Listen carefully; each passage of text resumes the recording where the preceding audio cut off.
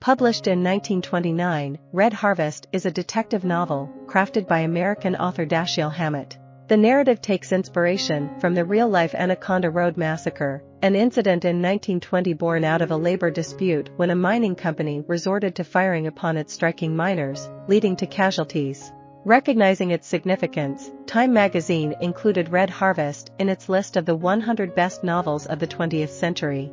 The tale unfolds in the mining town of Personville, where Donald Wilson, a newspaper publisher, engages the services of the story's narrator, an anonymous detective known as the Continental Op.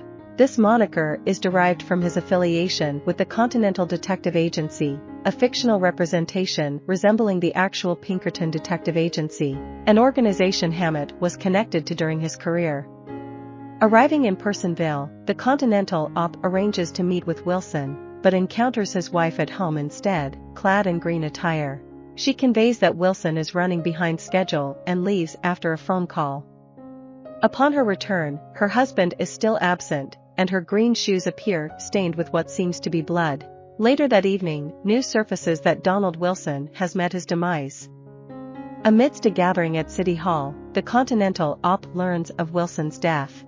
Additionally, Bill Quint provides insights into Personville's history. Quint relates how Elihu Wilson, Donald's father and an industrialist, had maintained control over the town without trouble until World War I. However, during the war, miners, who played a pivotal role in the town's industry, initiated a strike. In response, Elihu enlisted enforcers to suppress the discontent, mirroring the events of the Anaconda Road Massacre. Within the tangled web of Personville's intrigue, a complex power dynamic emerges. It begins with gunmen coercing Elihu Wilson, manipulating him into a subservient role, and giving rise to a quartet of profoundly corrupt individuals: bootlegger Pete the Finn, Sheriff Noonan, bail bondsman Lou Yard, and gambler Max Whisper Thaler. All four hold sway over the town, leaving Elihu as a mere puppet.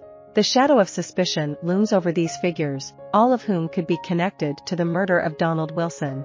Donald's demise was propelled by his efforts to unveil their criminal activities through an exposé in the local Herald newspaper. As the Continental Op delves deeper, he finds himself entwined with Personville's underbelly, drawing him closer to Dinah Brand, Whisper's romantic partner.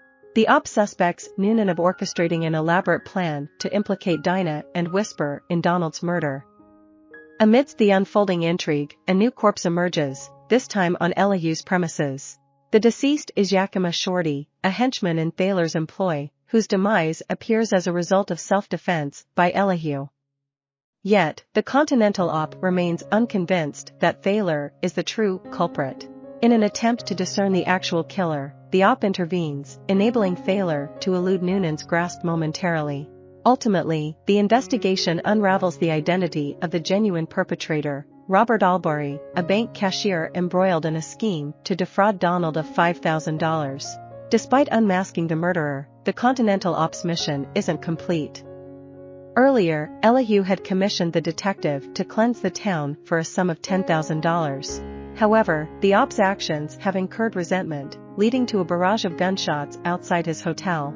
As the narrative unfolds, violence escalates further with the murder of a young boxer, Bush, who is fatally stabbed for refusing to take a fall during a match against Kid Cooper. Amid these perilous events, the Continental Op also finds himself entangled in a romantic entanglement with Dinah, adding an extra layer of jeopardy to his already precarious predicament. Amidst the shadows of their forbidden affair, Dinah feels a gnawing concern for her own safety should Thaler ever uncover the truth. Sharing a dark secret with the Continental Op, she reveals that Max was responsible for the death of a man named Tim years ago. Worse yet, a police officer named Max Swain assisted in concealing the murder by staging it as a suicide. The Continental Op seizes upon this opportunity, coaxing Tim's ailing wife, Myrtle, to sign an affidavit that implicates Thaler as Tim's killer. The Continental Op's intricate machinations are engineered to provoke conflict among the quartet of powerful and corrupt individuals. This strategy yields results, albeit with dire repercussions. Tragedy strikes when Dinah falls victim to a fatal stabbing by an ice pick, and the Continental Op becomes ensnared in a web of deception, framed for her murder. In retaliation, he enlists Reno Starkey, a minor mob figure, to rally his crew for a comprehensive assault on Pete the Finn and Whisper Thaler. The confrontation sparks a maelstrom of chaos, involving arson, bombings, street battles, and gunfights. When the dust settles, a gravely injured Starkey confesses to the Continental Op that he is the true perpetrator of Dinah's murder. With the demise of the criminal leaders, including the complicit Sheriff Noonan, the Continental Op takes decisive action. He summons the National Guard, imposing martial law upon Personville.